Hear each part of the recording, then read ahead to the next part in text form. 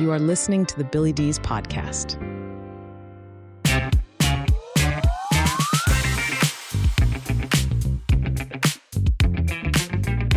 All right. Hello, everyone, and welcome to the program. As always, I am absolutely thrilled that you are here. If you've never checked us out before, we are primarily an interview and a commentary-based podcast. Today, I have an interview for you. On the line is Victoria Pelletier.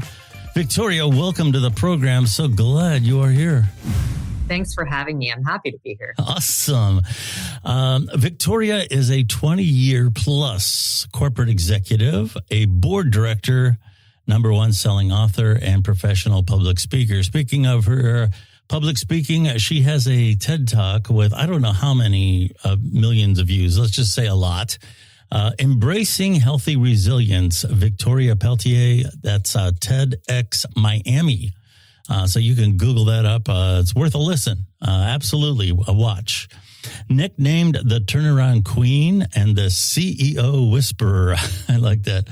By former colleagues and employers, Victoria inspires and empowers her team and clients to change mindsets and drive growth in business, leadership, and culture.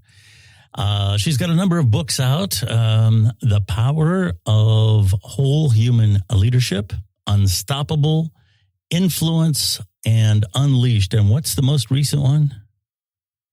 The Leadership Transition Guide is the newest one. And then there'll be another one coming out later this year, follow on to the Influence Unleashed book called Influence Activated.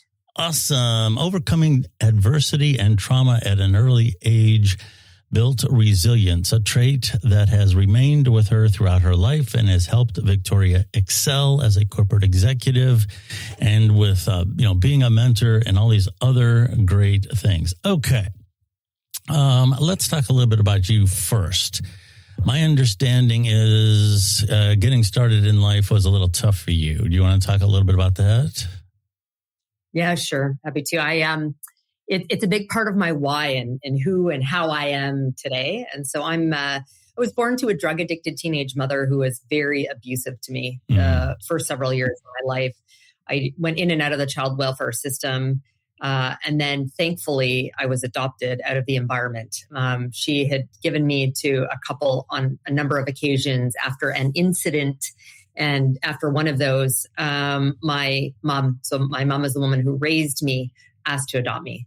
And so raised, in a loving family, but lower socioeconomic means. And so the biology and the circumstance is a big part of my drive, to be better than where I came from. Yeah. I have found that I've talked to a lot of people over the years that have had, difficult childhoods. My dad was one of them. And I think there's two ways they can go. They either get themselves in a rut that they don't seem to be able to escape, or they rise above it. And I don't know if there's a good thing to a bad childhood. But I would say that in the people that I've run across, the most compassionate people, the people that are going to have empathy, are people that have generally encountered some sort of a hardship. People that have had an easy ride their whole life.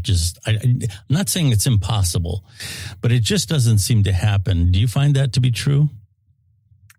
I think you're right. I think there's, when you've experienced some kind of challenge, adversity, trauma, I just think that naturally almost makes you more empathetic to others who might have experienced something similar. Yeah.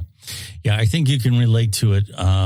And I hate to be one of those people that says, well, you don't know what it's like because you haven't been through it, because I don't believe that's always true. But I think when it comes to your development, when you've had it easy as you're developing, sometimes it just doesn't make you the most empathetic, and sometimes not the most strongest person. When something bad does happen in your 40s or 50s, and you've never had it that, you've always had your parents there or whatever, sometimes you don't handle it that well. You ended up getting involved in business. A very successful, obviously, corporate leader. So as you grew out of this, what drew you to business? Because there's a lot of different ways you can go. Not everybody goes business. What was it about the dynamics of business that led you there?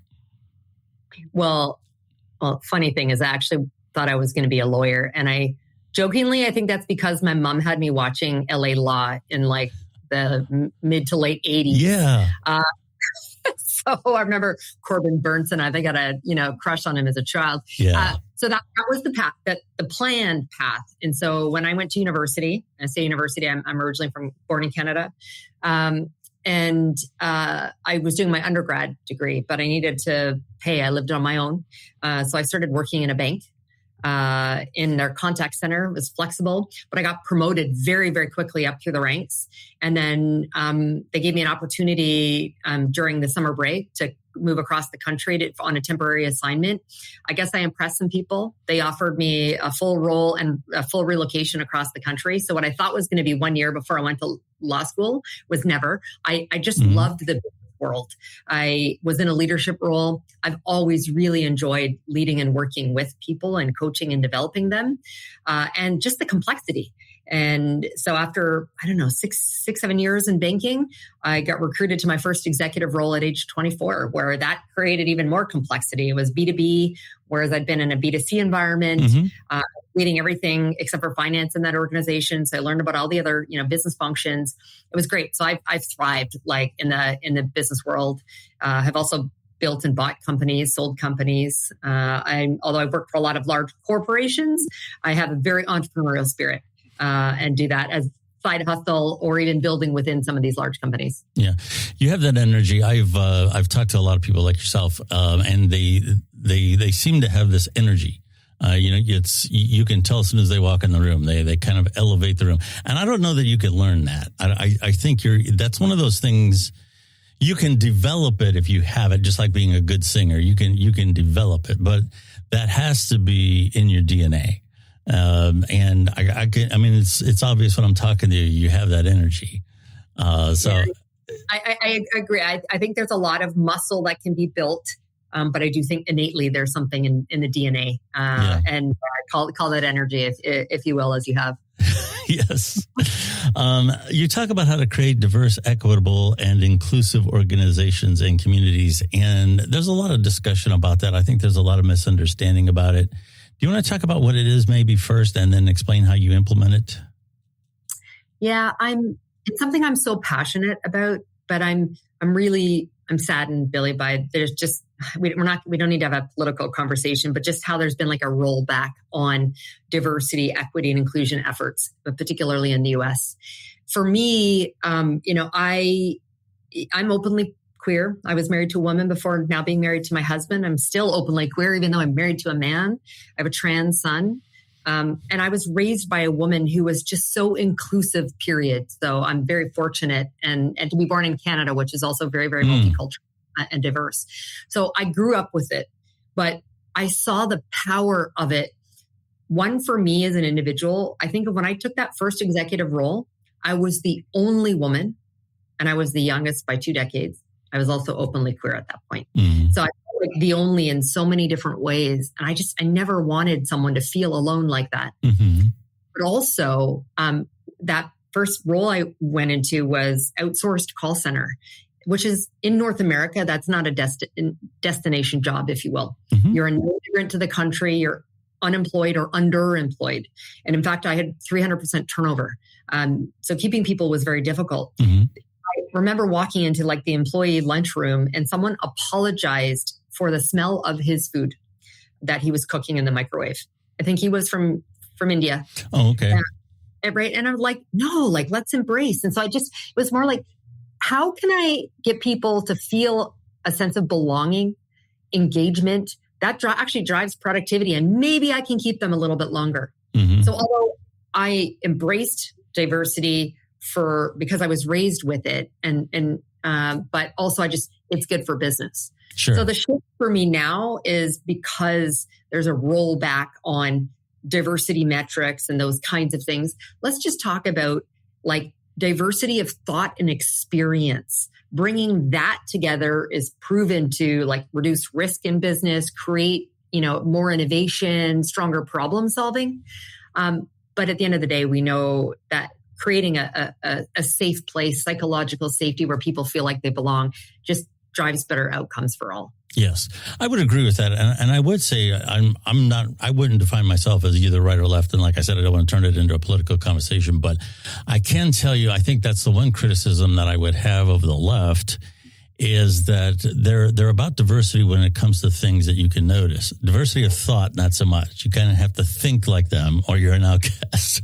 And not that the conservatives aren't, but I think it's a little bit more angrier on the left right now when it comes to diversity of thought.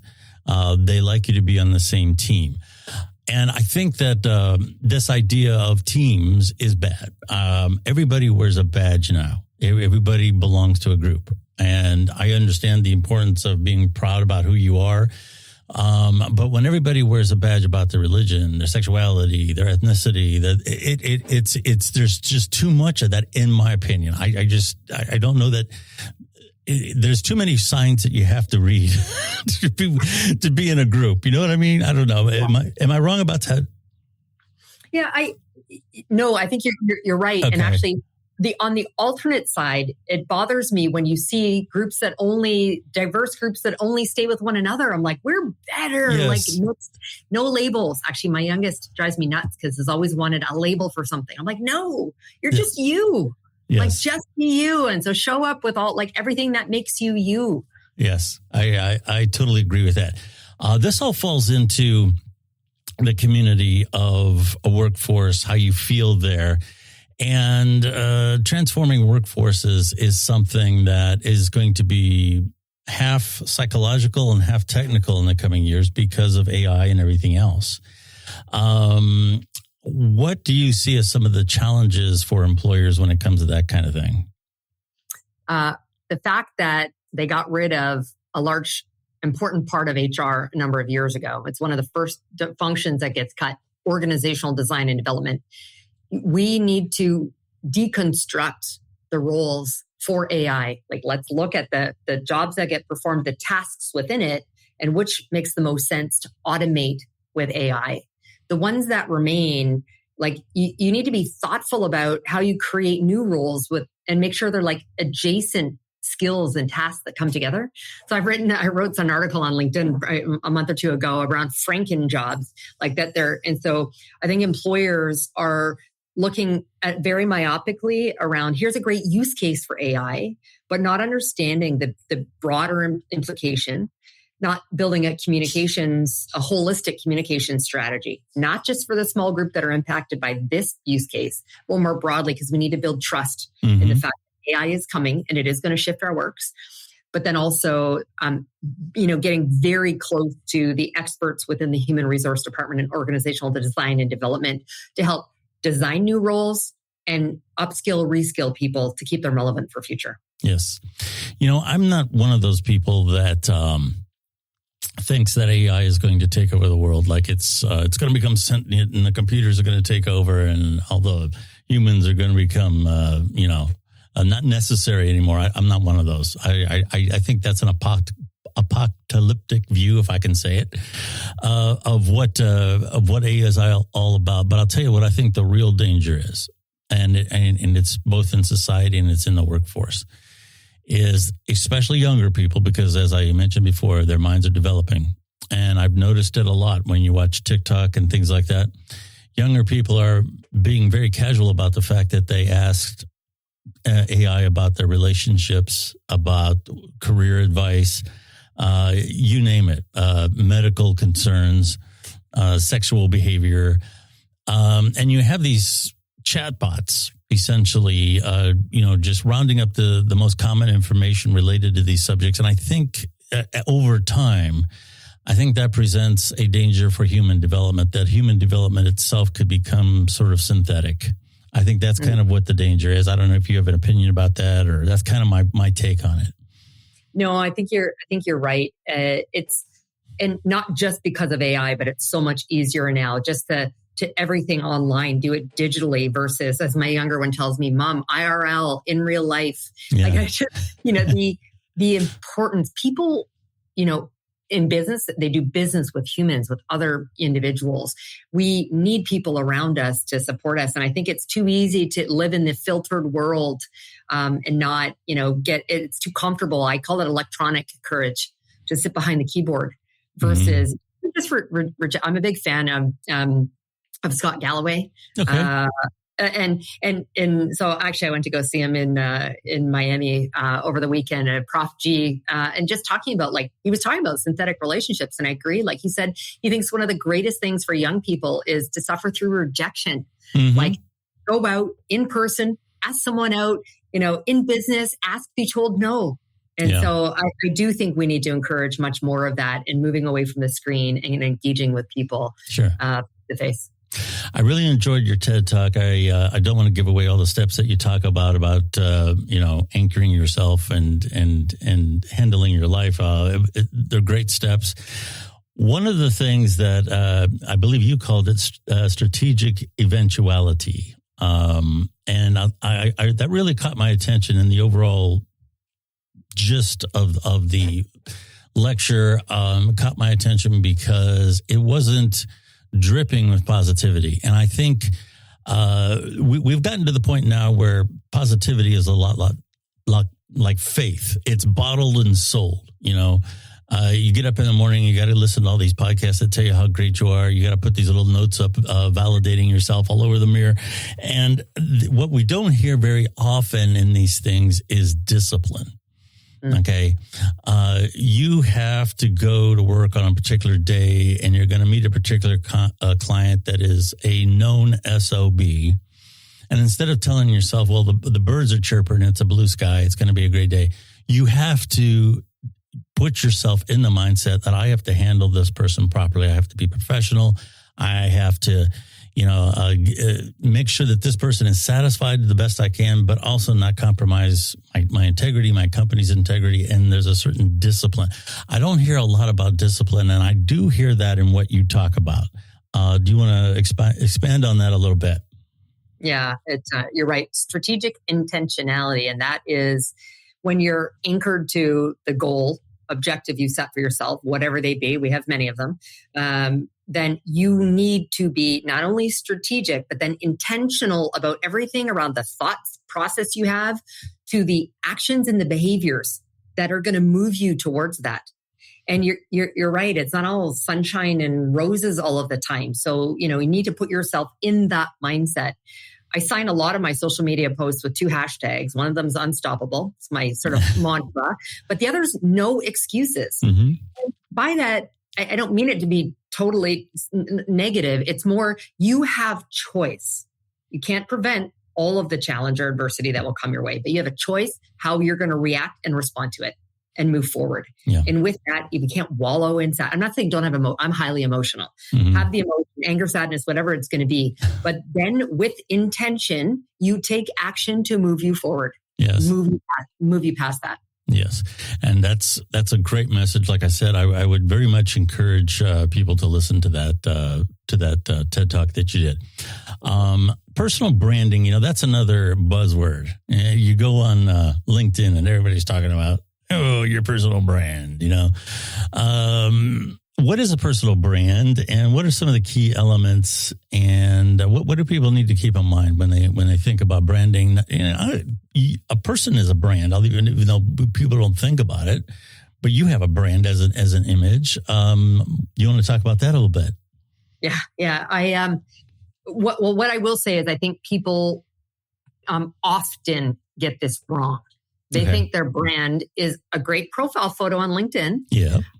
And it's their job title in the industry they work, the subject matter expertise. But that is just one slice of who you are as a human being. Going back, like, people want to engage with real, authentic humans.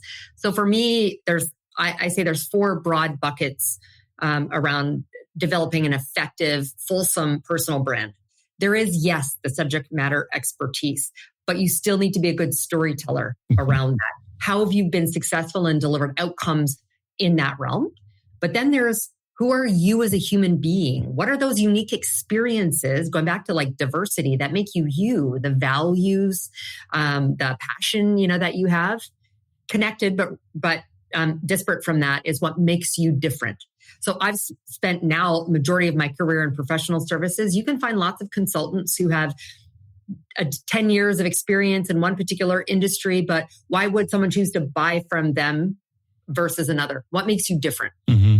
And the last one is starting to think about legacy and impact, and like, what do you want to be known for? And then you need to show up. So once you've curated, you've narrated that you're the CEO of your own brand. Mm-hmm. So once you develop that, how do you go out into the world? What are the storytelling? What's your goal or objective even for doing it? I mean, if you're doing it just to, get a ton of followers and likes, okay, that might be okay for the ego, but is it actually driving you towards some kind of financial or career or whatever goal you have for yourself? Yes. Great advice. Relationship-based selling.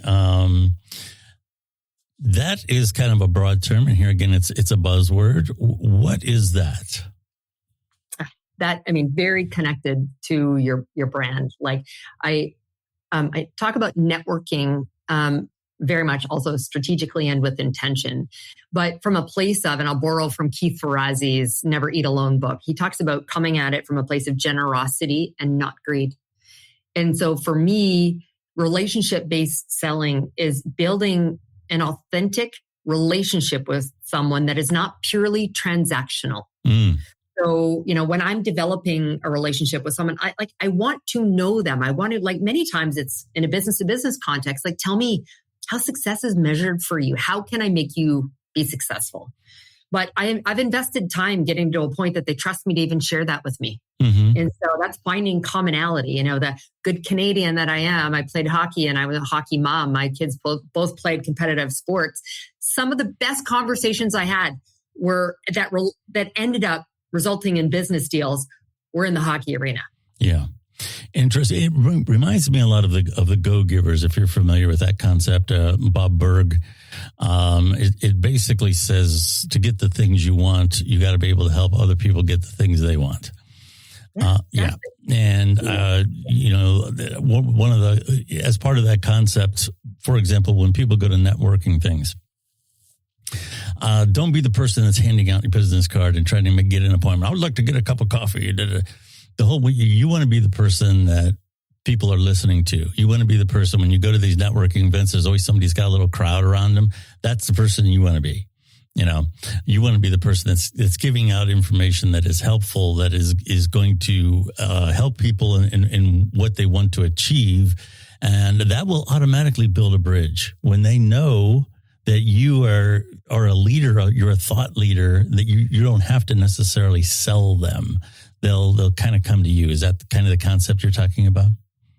Yeah, absolutely. I mean, it's about building a trust with people. Now, again, I think that being the person you describe or everyone standing around you, I think having a strong brand, strong message, and a bit of like charisma helps. But hey, you can still be an introvert and do it incredibly well also. Yeah.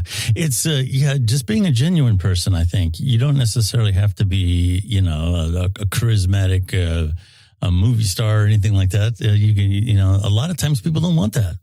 Yeah. Yeah. They just want a real person. And that is what it's all about. We have been talking to, and I'm not done with you yet, but I just want to remind the audience who we're talking to. We're talking to Victoria. I'm going to make sure I get this name right. I even spelled it out the right way. Pelletier.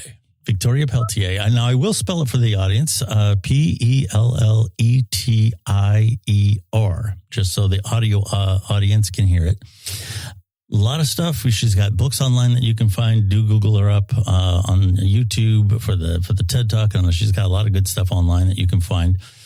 You mentioned personal experience, talking about your childhood, the effects that mental health and addiction had and impacted your biological mother. Do you feel like I'm from Ohio, and I got to tell you, the opiate addiction here has been one of the worst cases in the country. And there's a lot of reasons for that. There's some good documentaries online if you want to find out why that happened. I think there's a better understanding now how mental health and addiction kind of go together. I don't hear the comments so much. It's still there. Well, people made a choice. I understand where that comes from. And I suppose in a country of 300 and some odd million people, there are people who have partied themselves into addiction. I mean, I'm sure it happens, but it's not the path to addiction here in Ohio. Sometimes it can start very innocently, I think we've all come home from a bad day of work and said, "Whoa, I sure could use a beer. I sure could use a cigarette. I sure could order me a great big pizza." And most of the time it passes. It passes without incident. But sometimes a couple of days later, you feel that urge again. Next thing you know, you're up to 2 beers. Same with, pain medication. Sometimes that little extra pill when you got your tooth pulled helps you relax. And I kind of enjoyed that. Also, I'll take the whole prescription, even though I don't need it. The next thing you know, you're looking for more. The idea that people just made a choice, I think, is kind of probably the biggest stigma that I encounter.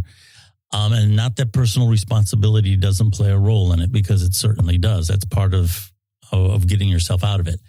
But do you feel the stigma is any better, or do you still encounter people saying mean things about people who maybe have mental illness or addiction or a combination thereof, and they often go together because people try to self-medicate, and that's another way people get addicted? I think there is, and I don't think my son would mind. He wants to follow in my footsteps as a public speaker, and so talks openly about his challenge, both with mental health issues, bipolar disorder, and substance abuse. Mm-hmm. And so it's tough. I mean, for me, who says no excuses, you make a choice. Like I get it, but I've also lived the other side where the child, who had some pretty, who lost a parent. My ex, unfortunately, had passed away, lost a parent, had some mental health disorders, and self-medication was and so I've heard all the things around him, and he's told me about it. I'm proud to say, he's a year and a half hard drug free and just celebrated 6 months of no weed and no alcohol. Okay, great.